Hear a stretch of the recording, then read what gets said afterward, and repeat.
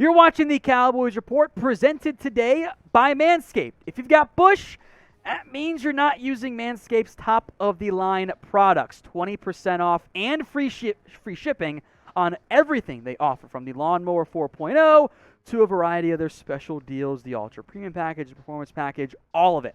Use promo code COWBOYS at manscaped.com to get that deal. Today's show is the roster battles on offense for the Cowboys, beginning with some starting positions. First up is the starting left guard spot, where I still assume and think that Tyler Smith will eventually emerge as the starter at that position. That he will beat out really just Connor McGovern for that starting job. But at OTAs, at minicamp, etc., it was not Tyler Smith who was getting the majority of the reps with the ones. Instead, it was Connor McGovern. So with that in mind, let's discuss both players. Smith is coming from Tulsa, the team's first-round pick, who they view long-term as the left tackle. In the short term, though, they're hoping he can provide stability at left guard, and hopefully his rampant penalty issues will get fixed, moving from left tackle to left guard, and with hopefully some better coaching than what he got at Tulsa. Now, Connor McGovern, meanwhile, was briefly a left guard starter last year, and he actually fared better at right guard over his career and at that fun little Hulk package fullback position than he did when he was playing at the left guard spot, because frankly, it wasn't that great overall. So who do you think starts at left guard? I think it's Tyler Smith. That's my prediction.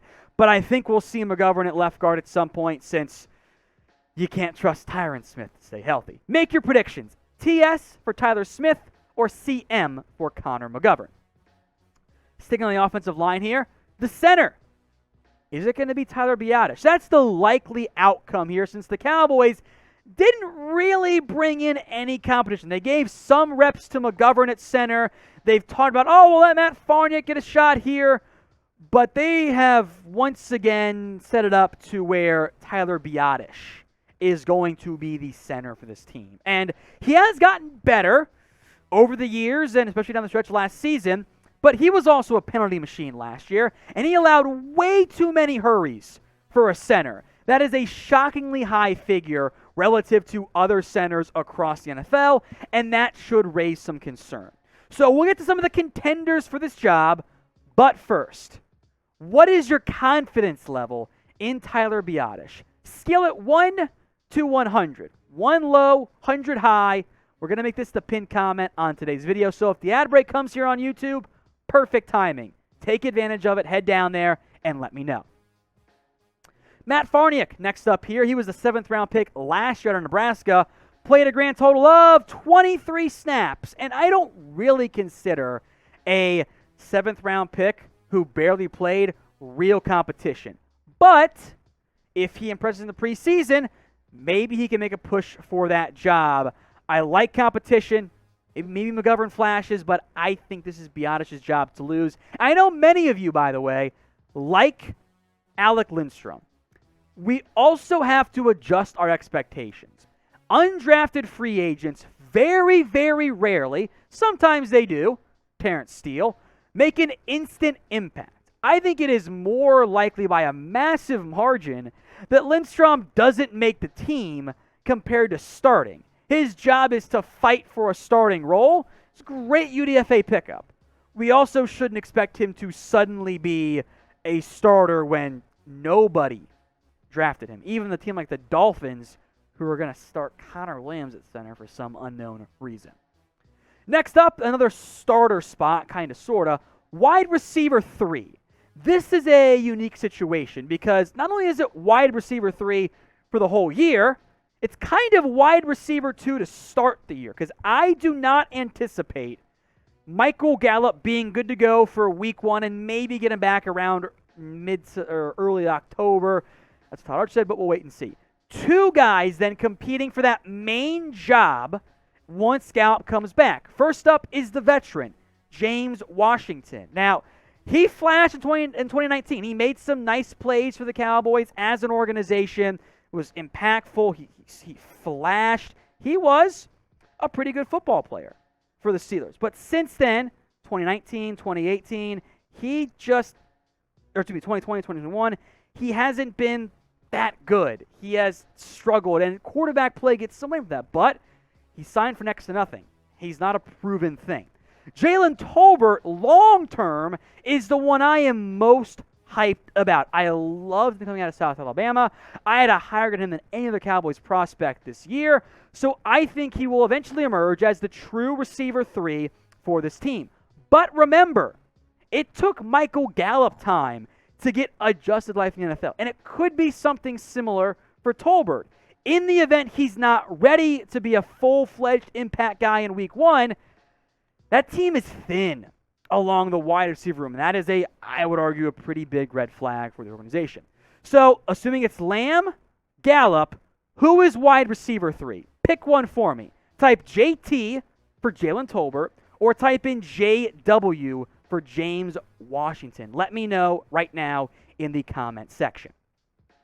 Today's show was presented by Manscaped. 20% off and free shipping on all of their top-of-the-line men's grooming products, including the Perfect Package and the Lawnmower 4.0. Simply use promo code COWBOYS over at manscaped.com to get 20% off and free shipping on all of their men's grooming products. Oh, by the way, that link will be in the comment section and the description of today's video, because if you've got Bush and your first name isn't George or something, you should be using Manscaped. Otherwise, the ladies aren't going to like that.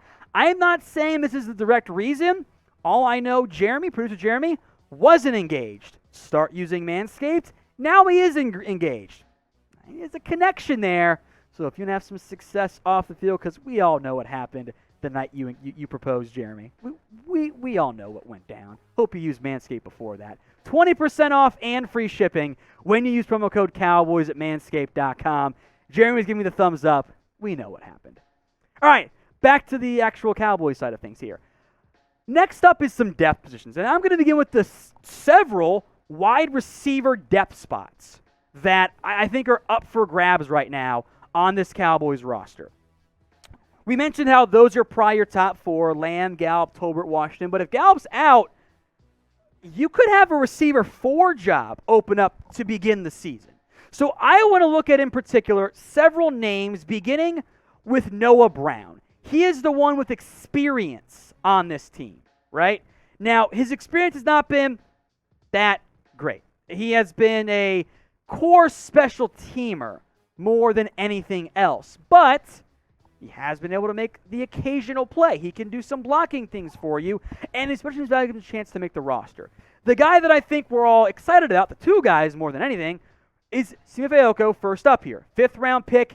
He has to earn a spot this year because several former or current UDFAs are going to push for his job. And that is TJ Vasher most of all. The big size the Cowboys don't really have right now on the roster. And if one or both of Vasher and Fehoko can show they are special teams contributors, that could push Noah Brown all the way off the roster. But if they can't help on special teams, it makes it a little bit trickier to make that high-end impact. So what I want you guys to do right now is rank these 3 receivers in whatever order you think they're better. So it could be 1, 2, 3, could be 3, 1, 2, 2, 1, 3, all types of orders there with the proper amount for the math limit there. Rank them for me. 1 indicates Noah Brown, 2 indicates Simi Fehoko, and 3 indicates TJ Vasher. Now, there are other Cowboys wide receivers. 5 UDFAs, 4 this year, 1 last year, and Brandon Smith. There's Dennis Houston, who has flashed a pretty decent amount, which I think is noteworthy there. Dontario Drummond out of Ole Miss. Brandon Smith, who we mentioned from Iowa. Ty Freifogel, and Jaquari Roberson. Several of those guys will make the practice squad. Could one make the active roster? We'll know more in camp and the preseason.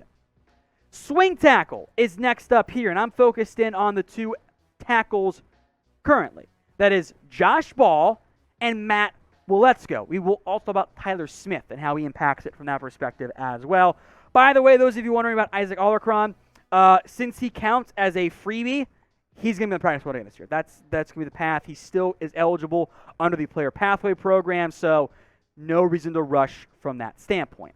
Now, Ball has not had the best reviews so far, which should be a red flag. Apparently, probably Belt, I think Biadasz mentioned this too, the weight room habits, the practice performances have not been good. That is a red flag for a former fourth-round pick with troubling off-the-field red flags already. Matt Waletzko, the fifth-round pick, has already jumped Ball as the top backup at the left tackle spot. That should raise some thinking faces, emojis. He's got great athletic ability. He's a raw project, but there's a lot of traits to like there for Waletzko. Of the two, early buzz, I think it leans towards the newbie, Matt Waletzko. But who would you rather have of these two options as your swing tackle? JB for Josh Ball, MW for Matt Waletzko. Now, we also want to mention this, Tyler Smith, because if we're being honest, when Tyron Smith gets hurt, the early plan is that Tyler Smith takes over at left tackle. I would assume, based on history, Tyron Smith will miss at least 3 games. And I think those 3 games, Tyler Smith gets to showcase his abilities at left tackle. And if he plays well, might be the end of the road for Tyron Smith after this year. So he is a flex piece as a potential left tackle only, probably backup option. Now, we will have daily videos for you guys here on the Cowboys Report. From training camp, we'll break down the winners, losers, the news, rumors, etc. If you want free videos every single day, hit that big red button and subscribe right now. We'll go quicker on these last 2 spots because, it's depth. Running back number 3. And obviously, Zeke Elliott, Tony Pollard are not going anywhere. But the 3rd spot is up for grabs, not even including fullback Nick Ralston here, by the way. Rico Dowdle has experience. Jaquan Hardy played a little bit last year. Ryan Nall was the big free agency pickup, he said with all the sarcasm. Malik Davis, Aaron Shamklin are the UDFAs. I like Dowdle the most of this group. He's flashed in the preseason, limited playing time in 2020, but is also coming back from injury. That's an issue. Ryan Nall is this kind of like awkward hybrid between fullback, H-back, tight end to an extent. He might make it for special teams purposes, but he's not a piece on offense. Like, don't get it twisted. Meanwhile, Jaquan Hardy actually flashed a little bit last year in a small role in that final game. He scored a touchdown as the Cowboys had a record-setting amount of TDs scored by different players last year, Hardy among them. And then there are the 2 UDFAs, Malik Davis and Aaron Shamklin. Shamplin's a smaller player out of Harvard, but offers way more burst and juice than Davis does, and way more yards and production, by the way, from a ground game perspective. There are also UDFAs who went undrafted, so you can't really assume that they're going to end up making the team. So what I want you guys to do right now is pick an RB3. Who do you want it to be? RD for Rico Dowdle, RN for Ryan Nall, JH for Jaquan Hardy, MD for Malik Davis, and AS for Aaron Shamklin. Finally, tight end depth. And this is like the least of all the intriguing options, why it's last of today's video. Obviously, Dalton Schultz is tight end 1, and Jake Ferguson will make this team. He's a 4th-round pick. They're not going to bail on a 4th-round pick already. That's not how the Cowboys do business. Ian Bunting, Peyton Hendershot, they exist along with Sean McHugh and Jeremy Sprinkle. I think it's a 2-man race to back up Schultz and be on the roster with Jake Ferguson. Ferguson, 4th-round pick from Wisconsin. Does he play a lot this year? I'm not so sure, but the hope is he can be a piece for this team long-term. They liked him quite a bit. If the Cowboys only carry 3 tight ends, it's probably one of these 2 guys. SM for Sean McEwen or JS for Jeremy Sprinkle. Who do you think it ends up being for the Dallas Cowboys? It's an interesting situation there in terms of like what they've done over their careers for the Dallas Cowboys or for the entire NFL. Let me know. Pick one to cut, SM or JS.